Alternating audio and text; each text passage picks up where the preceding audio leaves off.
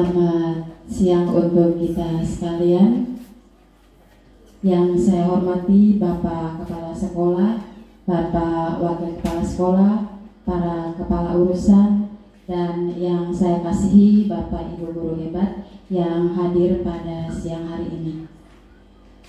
Pertama-tama mari kita panjatkan puji dan syukur kehadirat Tuhan, karena pada kesempatan siang hari ini kita semua boleh berkumpul untuk sama-sama belajar pada sesi menyebarkan pemahaman dan pengalaman penerapan budaya positif bersama saya Veronica Afelinda Tonjo, dan pengimbasan hari ini merupakan bentuk aksi nyata modul 1.4 yang saya pelajari pada pendidikan guru penggerak angkatan 11. Baiklah, Bapak Ibu Guru hebat sekalian, sebelum memulai, mari kita awali dengan doa. Saya memimpin doa ini dalam ajaran Katolik. Dalam nama Bapa dan Putra dan Roh Kudus, amin.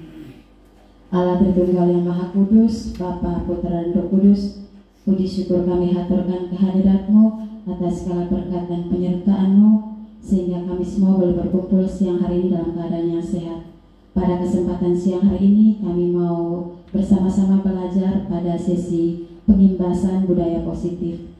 Berkatilah kami, semoga apa yang kami pelajari pada hari ini dapat bermanfaat bagi kami dalam menjalankan tugas dan tanggung jawab kami sebagai seorang pendidik di lembaga pendidikan ini.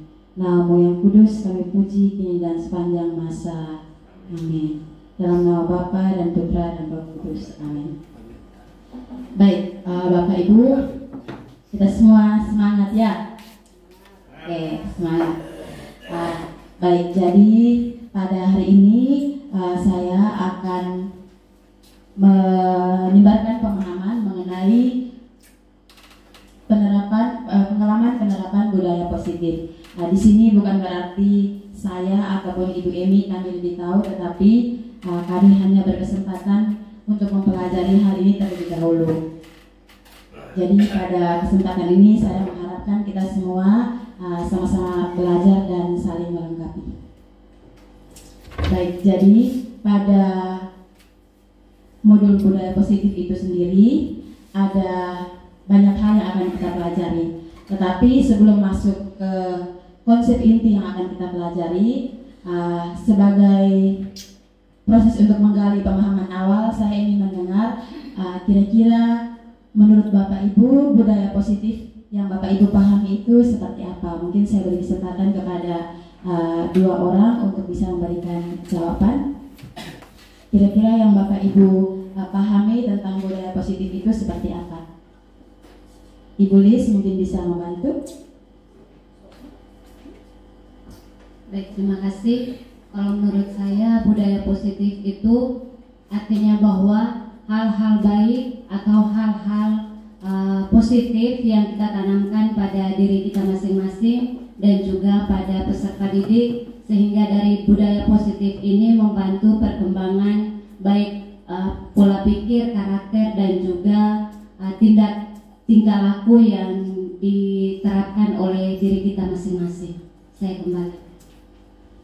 Baik, luar biasa untuk Ibu Lis sudah memberikan jawaban yang sangat baik. Bapak Ibu mungkin ada yang mau menjawab lagi? Ibu Evelyn, ya. Baik, terima kasih. Kalau menurut saya budaya positif itu kebiasaan-kebiasaan atau keyakinan-keyakinan positif, hal-hal baik yang bisa diterapkan dari guru pada siswa, bisa jadi juga merupakan hal positif tentang keberpihakan pembelajaran terhadap siswa untuk meningkatkan rasa percaya diri, kemandirian, dan sikap inovatif dari siswa itu sendiri.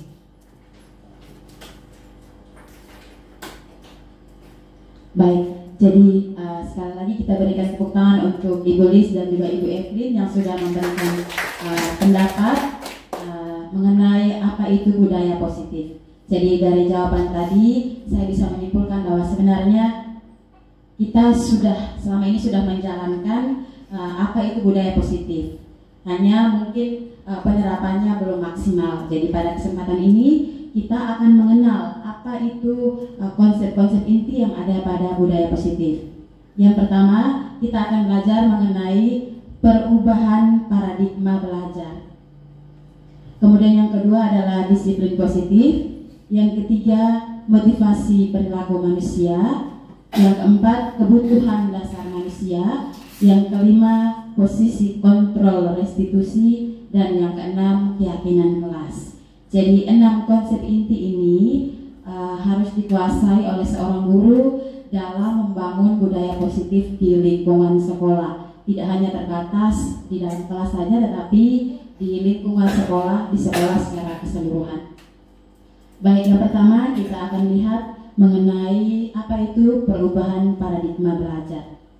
Kalau paradigma sendiri itu berarti pandangan atau anggapan seperti itu. Jadi sebenarnya perubahan paradigma belajar itu sama saja dengan konsep yang diinginkan dalam kurikulum merdeka. Jadi perubahan paradigma belajar ini merupakan suatu pendekatan pembelajaran yang berpusat pada murid, berpusat atau berpihak pada murid, dan dirancang dengan prinsip berdiferensiasi. Jadi dengan prinsip berdiferensiasi artinya bahwa anak-anak itu belajar sesuai dengan kebutuhan belajar mereka masing-masing. Jadi tidak lagi seragam, tetapi apa yang kita sampaikan, apa yang mereka pelajari itu sesuai dengan apa yang mereka butuhkan. Dan ini semua bermuara pada akhirnya yaitu anak-anak kita dapat mewujudkan profil pelajar Pancasila. Apa saja profil pelajar Pancasila? Ada di layar. Ada 6 elemen penting, yaitu beriman dan bertakwa kepada Tuhan Yang Maha Esa, berkebinekaan global, bergotong royong, kreatif, bernalar kritis, dan mandiri. Jadi apapun pembelajaran yang kita kembangkan untuk anak-anak kita, itu semua bermuara pada 6 hal ini. Jadi tujuan akhirnya adalah untuk mewujudkan karakter profil pelajar Pancasila dalam diri anak-anak kita. Nah, perubahan paradigma belajar ini dapat juga dikatakan sebagai pergeseran atau peralihan antara cara belajar atau pandangan stimulus respon kepada pendekatan teori kontrol. Nanti seperti apa akan kita pelajari. Baik, jadi ini ada beberapa anggapan-anggapan yang sebenarnya ini keliru, tetapi saya dan juga kita banyak sekali menganggap bahwa ini adalah hal yang benar. Yang pertama, ilusi guru mengontrol murid, padahal sebenarnya kita hanya bisa mengontrol diri kita sendiri. Kemudian yang kedua, ilusi bahwa semua penguatan positif efektif dan bermanfaat. Yang ketiga, ilusi bahwa kritik dan membuat orang merasa bersalah dapat menguatkan karakter. Yang keempat, ilusi bahwa orang dewasa memiliki hak untuk memaksa. Nah, seperti itu. Selanjutnya, ini adalah cara mengubah paradigma atau pandangan dari stimulus respon ke pendekatan teori kontrol. Jadi kita sebagai guru itu diharapkan menerapkan yang di sebelah kanan, yang teori kontrol. Jadi kalau selama ini kita beranggapan bahwa kebutuhan kita itu sama, nah itu anggapan yang keliru ya. Jadi pada teori kontrol, kita sebagai guru, kita harus menyadari bahwa semua orang itu memiliki kebutuhan yang berbeda-beda. Jadi pada saat kita mengajar di kelas, kalau selama ini kita mungkin menganggap bahwa anak-anak itu punya kebutuhan yang sama, padahal setiap anak itu berbeda. Kemudian yang kedua, semua orang melihat hal yang sama. Nah, itu pandangan yang lama. Kalau yang baru, setiap orang memiliki gambaran yang berbeda. Yang ketiga, kita mencoba mengubah orang agar berpandangan sama dengan kita. Padahal yang harusnya kita lakukan sebagai guru adalah kita berusaha memahami pandangan orang lain tentang dunia. Jadi bukan mengajak orang untuk supaya pandangannya sama dengan kita, tapi bagaimana kita berusaha memahami bahwa bagaimana orang lain itu memandang dunia itu seperti apa. Lalu perilaku buruk dilihat sebagai suatu kesalahan. Jadi setiap kali misalnya anak buat salah, kita menganggap bahwa itu buruk, itu salah. Padahal kalau di teori kontrol, kita guru itu diharapkan belajar dan memahami bahwa setiap perilaku, setiap tindakan yang anak-anak buat itu punya tujuan. Bahkan untuk tindakan yang salah sekalipun, pasti dia punya tujuan untuk itu. Kemudian yang berikutnya, orang lain bisa mengontrol saya, itu anggapan yang salah. Padahal kita hanya bisa mengontrol diri kita sendiri. Kemudian pemaksaan ada pada saat bujukan gagal. Seharusnya yang kita kembangkan adalah kolaborasi dan konsensus menciptakan pilihan-pilihan baru. Kemudian yang terakhir, model berpikir menang kalah. Kalau pada teori kontrol itu model berpikir menang-menang. Oke, selanjutnya kita lihat konsep inti yang kedua, yaitu mengenai disiplin positif. Nah, disiplin positif di sini teman-teman mungkin sudah mempelajari pada modul pelatihan mandiri yang ada di PMM mengenai disiplin positif. Jadi disiplin positif itu bisa diartikan sebagai cara penerapan disiplin yang tujuannya adalah untuk menumbuhkan kesadaran dalam diri murid-murid kita berdasarkan nilai-nilai kebajikan, nilai-nilai kebajikan, sehingga anak atau murid-murid kita ini dapat secara mandiri melakukan sesuatu berdasarkan motivasi dari dalam dirinya sendiri, bukan karena mau dipuji atau bukan karena mau untuk menghindari hukuman ataupun eksternal lainnya. Baik, jadi tadi di disiplin positif ada kata nilai kebajikan. Nah, nilai kebajikan itu sebenarnya sudah kita buat, sudah kita lakukan. Jadi nilai kebajikan adalah nilai yang bersama dan dijalankan terlepas dari suku, bangsa, agama, ras maupun latar belakang. Nah, nilai kebajikan itu bisa termuat misalnya pada profil pelajar Pancasila, misalnya melatih anak-anak untuk mandiri, bergotong royong, kreatif dan sebagainya. Ataupun contoh lainnya yaitu Primary Years Program. Di sisi selanjutnya ada beberapa contoh lain dari nilai-nilai kebajikan seperti petunjuk seumur hidup dan keterampilan hidup. Jadi keterampilan hidup yang bisa kita latihkan ke anak-anak kita. Di sini ada pendengar yang aktif, tidak merendahkan orang lain, memberikan yang terbaik dari diri. Nah, ini semua adalah nilai-nilai kebajikan yang diharapkan dikembangkan oleh kita pada saat kita melaksanakan tugas dan tanggung jawab kita sebagai seorang pendidik. Baik. Yang ketiga adalah motivasi perilaku manusia. Seperti yang di awal tadi sudah disampaikan bahwa setiap tindakan itu pasti ada alasannya kenapa dia berbuat seperti itu. Bahkan untuk tindakan yang salah sekalipun. Nah, di sini ada 3 macam motivasi seseorang berperilaku atau melakukan suatu tindakan. Yang pertama adalah untuk menghindari ketidaknyamanan atau hukuman. Contohnya misalnya anak dia datang pagi, dia kerja piket, itu motivasinya bisa saja karena dia takut dihukum oleh guru atau dipukul oleh guru, atau bisa juga karena dia memang setulus hati, sepenuh hati mau melakukan itu karena dia mau berbuat seperti itu. Kemudian yang kedua, untuk mendapatkan imbalan atau penghargaan dari orang lain. Nah, di sini pemberian imbalan atau misalnya kita memberikan reward kepada anak-anak, kalau di kurikulum Merdeka itu bukan tidak diizinkan, tetapi kalau bisa jangan terlalu sering memberikan reward karena itu bisa berakibat kurang baik, berdampak kurang baik pada anak-anak. Jadi mereka itu belajar bukan karena motivasinya salah begitu. Jadi bukan belajar karena mereka memang sungguh-sungguh mau belajar, tapi belajar dapat nilai tinggi karena mau dapat hadiah. Itu kan motivasi yang salah seharusnya.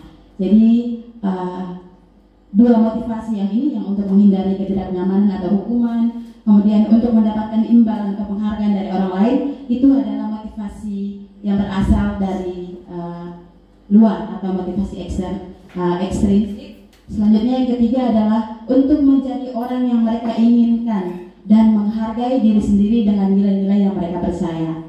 Selanjutnya, baik, jadi dua motivasi yang di awal tadi itu adalah motivasi ekstrinsik, berarti berasal dari luar diri. Nah, dalam pembelajaran yang diharapkan adalah anak-anak kita itu memiliki motivasi intrinsik. Jadi dalam melakukan sesuatu itu harus berdasarkan motivasi dari dalam dirinya. Jadi dia melakukan sesuatu karena memang dia mau berbuat seperti itu, bukan karena supaya guru jangan pukul, supaya jangan kena hukum, atau supaya dapat hadiah atau dapat pujian. Seperti itu.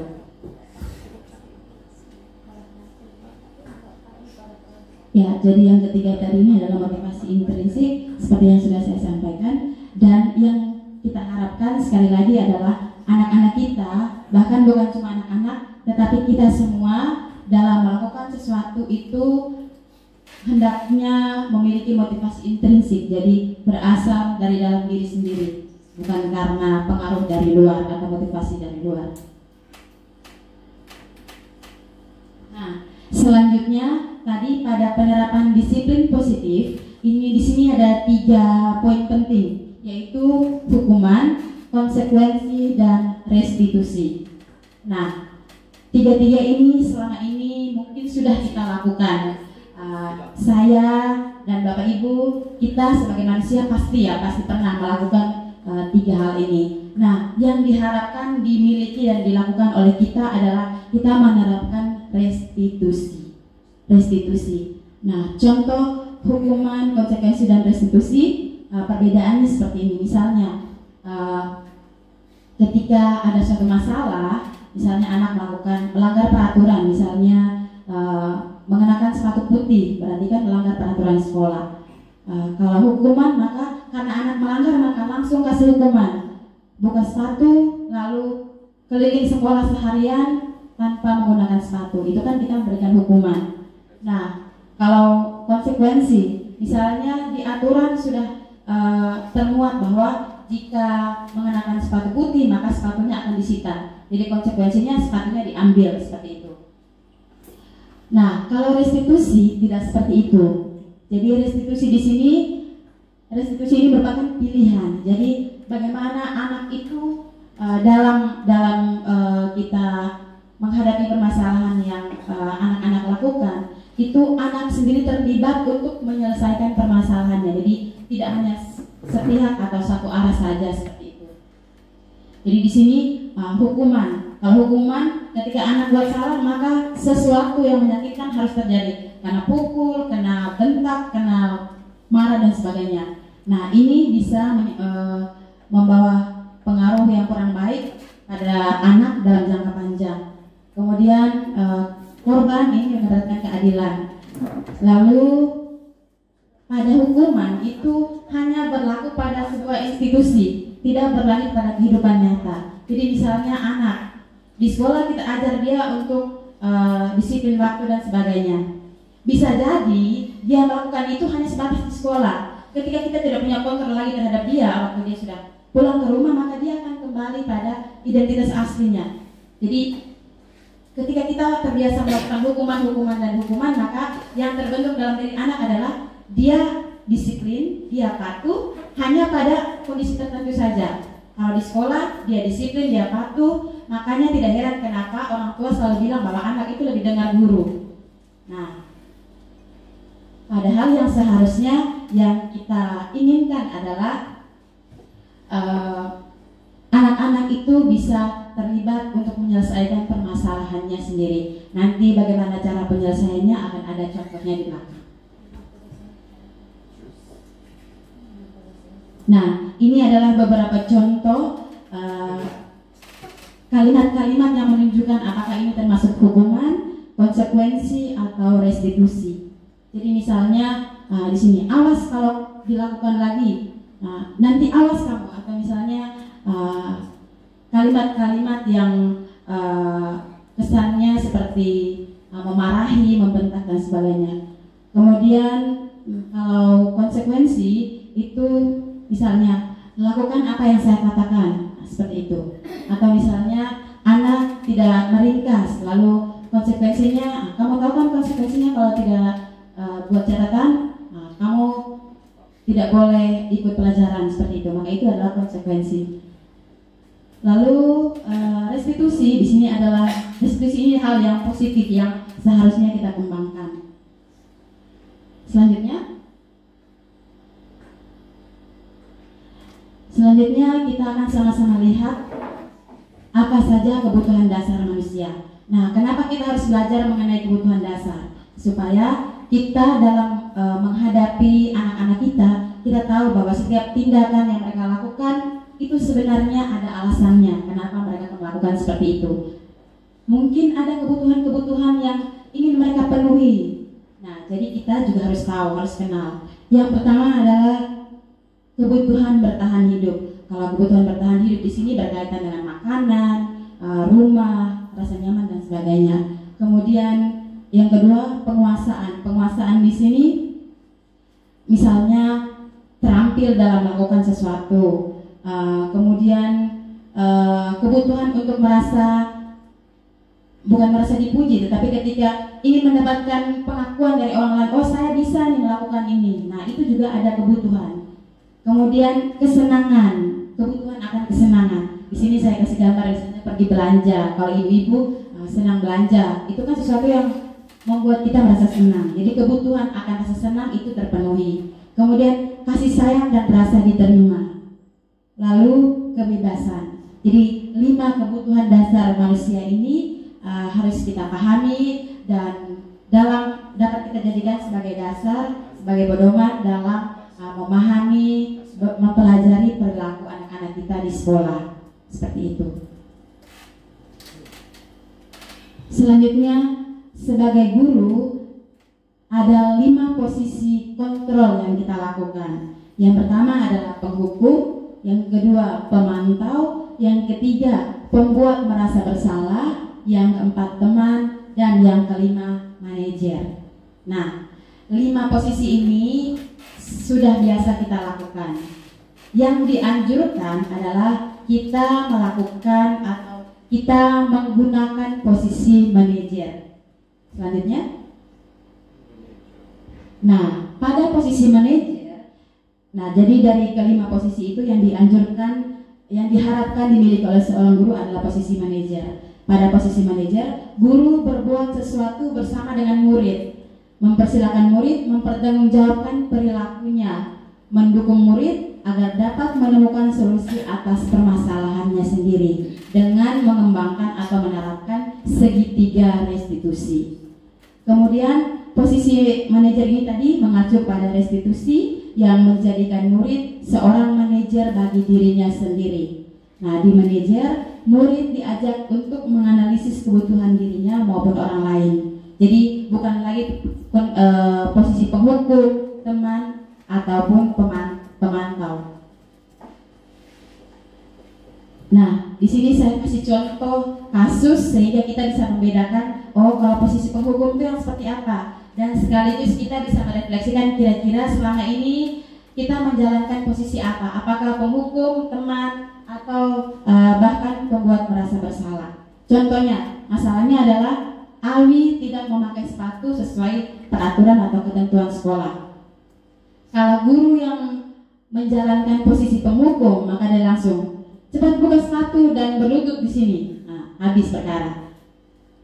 Jadi kita sendiri bisa merefleksikan kira-kira selama ini kita banyak melakukan posisi yang mana. Kalau pembuat merasa bersalah, itu berarti apa yang kita sampaikan, kalimat-kalimat yang kita utarakan itu membuat anak jadi merasa buruk dan merasa bersalah.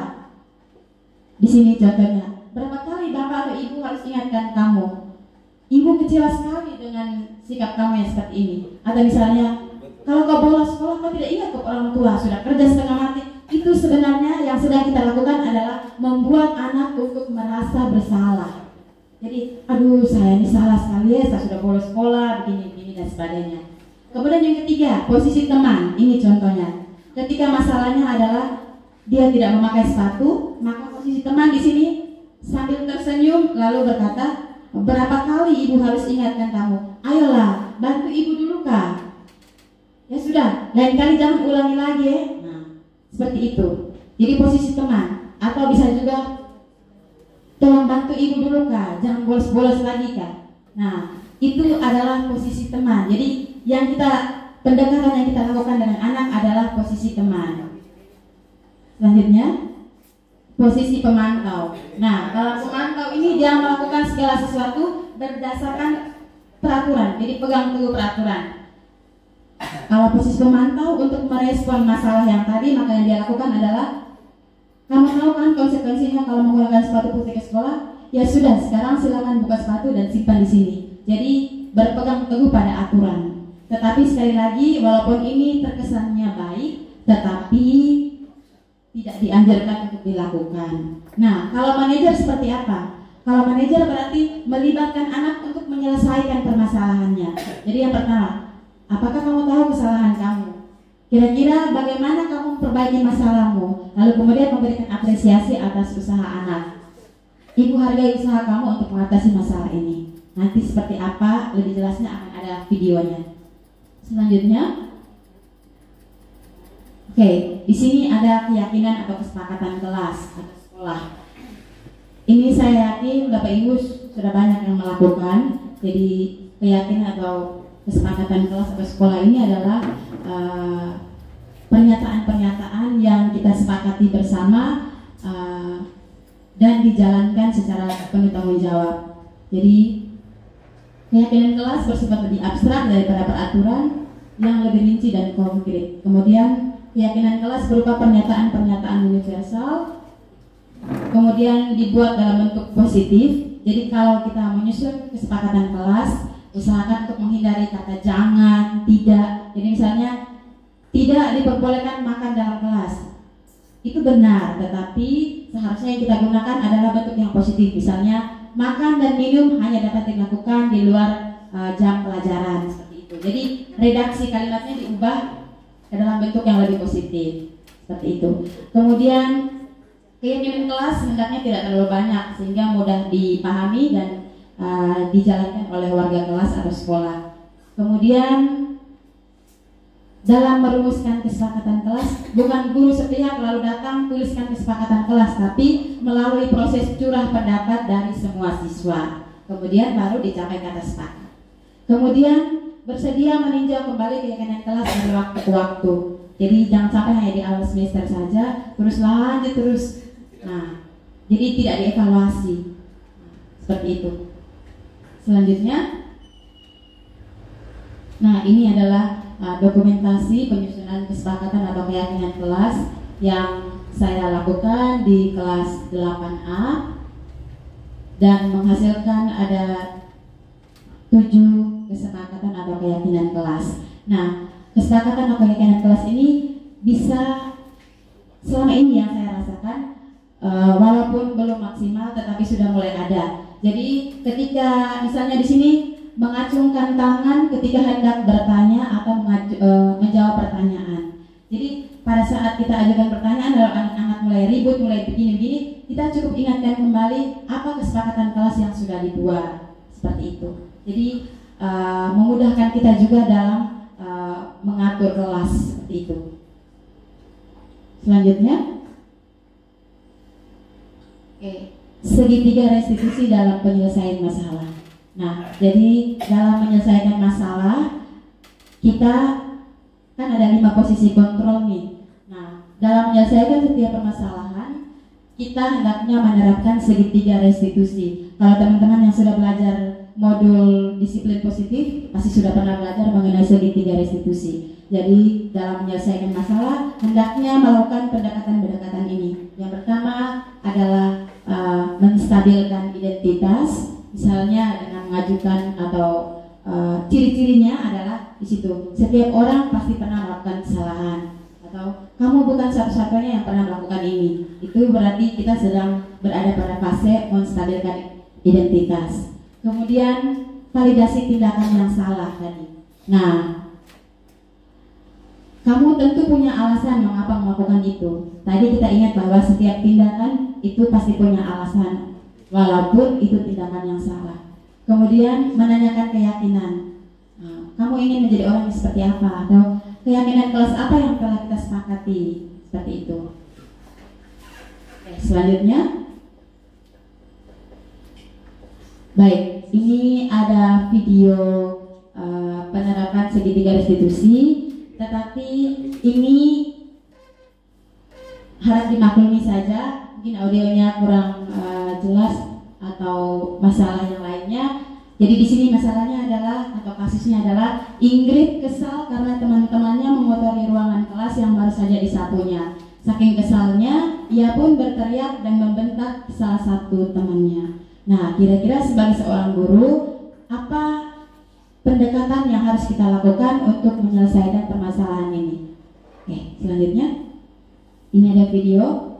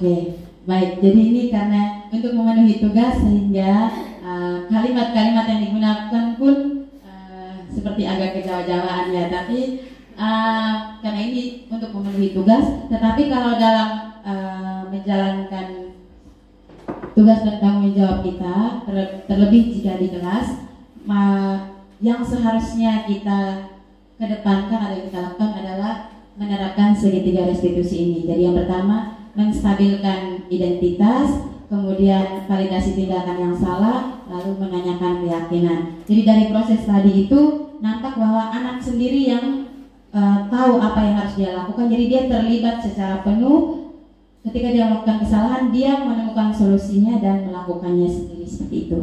Kalau posisi penghukum itu kan ambil kayu langsung pukul habis, nah, seperti itu. Tetapi pada jangka panjang itu efeknya kurang baik. Oke, itu saja pemaparan dari saya. Selanjutnya saya beri kesempatan kepada Bapak Ibu untuk mengajukan pertanyaan untuk kita diskusikan bersama. Sekali lagi, kita di sini belajar sama-sama sehingga kita bisa saling melengkapi. Apakah ada pertanyaan Bapak Ibu? Atau ada kasus yang terjadi, masalah-masalah yang terjadi dan mau di-sharing juga boleh.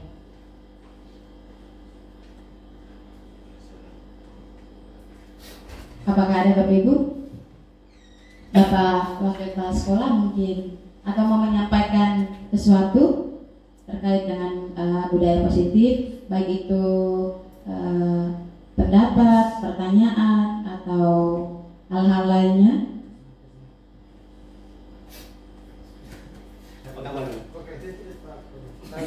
Kalau bisa.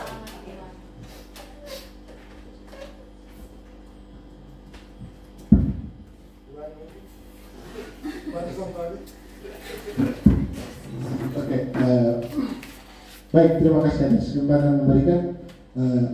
Saya mau sharing sedikit apa yang saya sudah lakukan. Ada beberapa butir yang kami sama-sama untuk berubah itu. Nah, di dalam butir-butir itu saya masukkan juga dengan konsekuensinya. Seperti saya kasih contoh saja, salah satunya itu di kelas 7A itu, mereka di kesepakatan kelas itu bunyinya siswa diharapkan untuk datang tepat waktu. Karena kebetulan saya baru dengar tadi, jadi saya pakai formulasi kalimatnya yang positif. Tapi kemarin itu dilarang datang terlambat. Tapi di situ saya masukkan konsekuensinya, karena mereka ini di jamnya saya itu di jam pertama semua, dan ketika saya masuk itu kebanyakan setiap kali saya masuk itu hampir setengah itu terlambat. Jadi konsekuensinya itu saya tawarkan ke mereka, disuruh bawa bunga, disuruh bawa bunga dari rumah. Dan sudah beberapa kali itu ternyata mereka bawa bunga. Jadi teman-teman kalau lewat di kelas 7A itu bunga-bunga yang di pot-pot kecil itu mereka bawa. Jadi saya mau tanya di sini, kira-kira yang saya buat itu sudah pas atau tidak? Karena di dalam kesepakatannya itu kan saya masukkan dengan konsekuensi. Begitu kakak. Saya kembali. Salah satu konsep inti dari budaya positif yaitu menyusun, menerapkan keyakinan kelas bersama dengan anak-anak. Nah, tadi Pak Amadi tadi sudah diubah dalam pernyataan yang positif, dan di situ dimasukkan dengan konsekuensi. Baik. Tadi di awal di slide yang sebelumnya itu kita sudah lihat mengenai hukuman, konsekuensi, dan restitusi. Nah, dari tiga ini konsekuensi itu sebenarnya baik. Jadi kalau kita lihat sekilas saja itu baik, bagus. Nah, tetapi dalam jangka yang panjang itu kurang baik bagi anak-anak. Nah, jadi ketika masalahnya adalah terlambat, maka kita pertama bisa gunakan pendekatan atau segitiga restitusi ini. Jadi pertama-tama ini memang butuh waktu, tetapi kalau kita mau sesuatu yang baik pasti kita butuh usaha juga.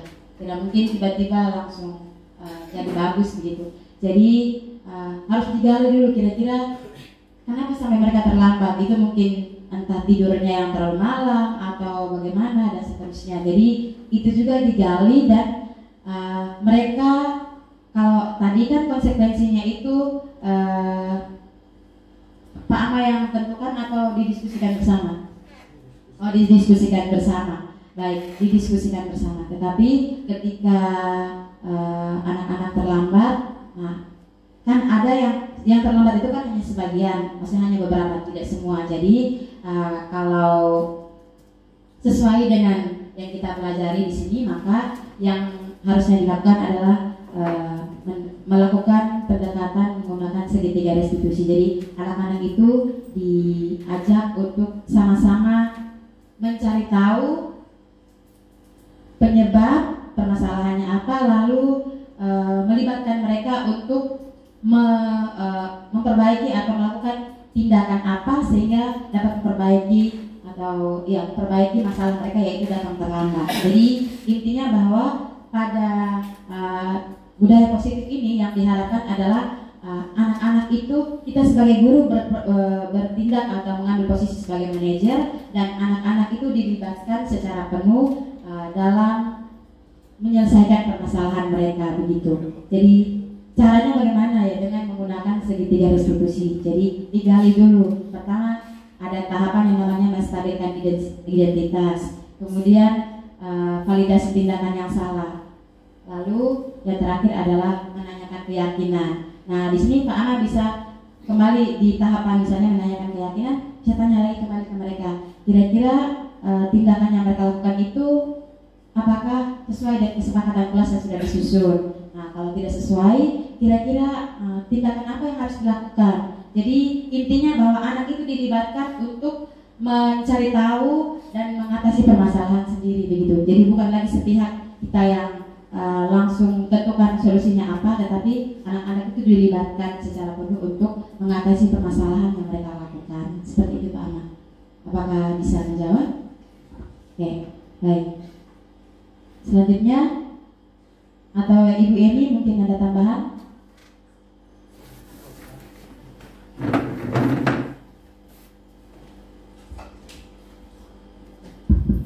Baik, terima kasih atas kesempatan yang diberikan.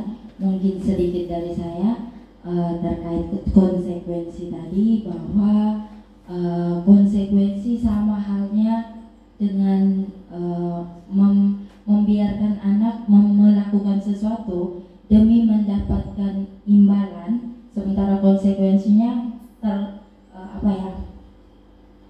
kebalikan dari imbalan, kebalikan dari konsekuensi itu. Jadi jika anak melakukan misalnya membawa bunga tadi karena konsekuensi dari terlambat, bisa-bisa kali berikutnya dia tidak datang sekolah. Kenapa dia tidak datang sekolah? Karena konsekuensinya bawa bunga. Jadi diharapkan dengan segitiga restitusi, siswa meyakini nilai yang ada di dirinya dan menyelesaikan masalah berdasarkan validasi dari dirinya sendiri. Mungkin sekian dari saya. Ibu, saya kembalikan.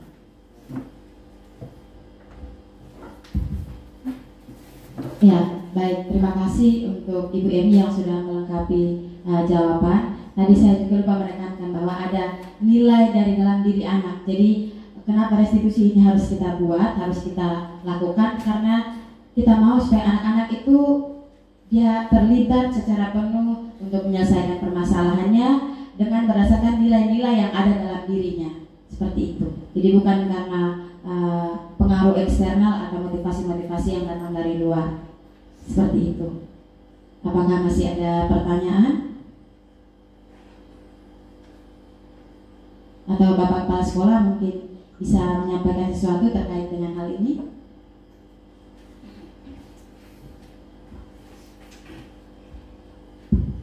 Baik, terima kasih atas kesempatan yang diberikan.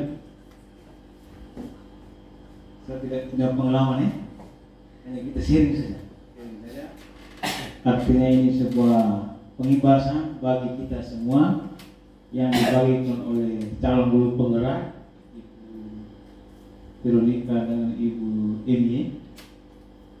Ini memang berat ya, kalau saya pikir berat juga ya, menyesuaikan kebiasaan ala Jawa dengan ala Kedang, apalagi kalau guru ini cukup. Tapi di sini kita berupaya semaksimal mungkin dengan cara kita sendiri.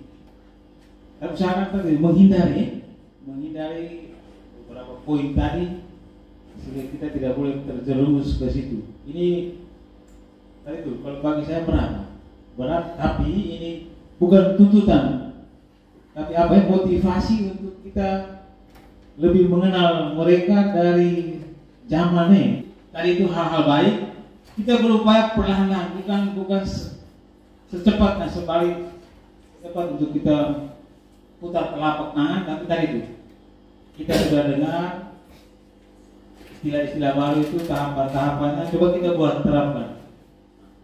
Tadi kalau bunga juga bagus juga ini. Tapi kalau itu sesuatu yang kita kasih sanksi, imbasan dari mereka punya kesalahan tadi itu, kalau kita suruh saja itu, kalau ada kebiasaan anak di rumah yang punya kebiasaan baik, itu mereka lakukan atas sanksi itu, mereka tahu. Tapi ada yang tadi itu, kalau kita susah mereka tidak buat, kecuali kita kawal terus, mereka buat. hanya karena takut dari itu, bukan karena dari kemauan. Jadi ini 200 sih, 200 anak itu dengan karakternya yang berbeda-beda. Jadi kita saling belajar ya. Pada saat saya mengajak kita semua perlahan, bukan serentak, tapi pelan-pelan untuk kita menerapkan apa yang dibagikan ini. Mungkin dari saya ini saja, saya kembali.